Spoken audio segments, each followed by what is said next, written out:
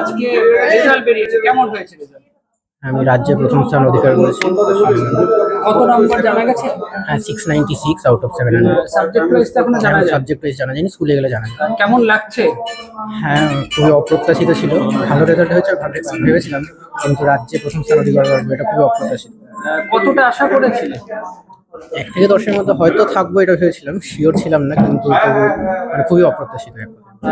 মানে এই যে তোমার এই যে এত সাফল্য, এটা কার জন্য হয়েছে বলে তুমি মনে করছো? প্রথমেই বাবা মা আর দিদি, সবাই, পরিবারের সবাইকে, মানে স্কুল টিচার যারা রয়েছেন, রায়গঞ্জ করোনেশন স্কুলের আপামর যারা শিক্ষক মণ্ডলী, এবং আমাকে যারা সারা বছর গাইড করেছেন, প্রাইভেট টিচার যারা রয়েছেন, বন্ধু থেকে শুরু করে সকলের অবদান রয়েছে।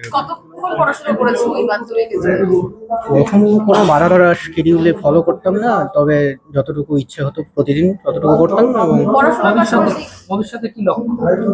ভবিষ্যতে আপাতত মেডিকেলে যাওয়ার লক্ষ্য রয়েছে, তবে অন্য কোনো লাইনে যদি ইন্টারেস্ট ডেভেলপ করে তবে সেটা পার্সু করতে পারি। কোন স্কুলে ভর্তি হওয়ার ইচ্ছা আছে? আমাদের স্কুলেই হয়তো করোনেশন স্কুলেই ভর্তি হবো।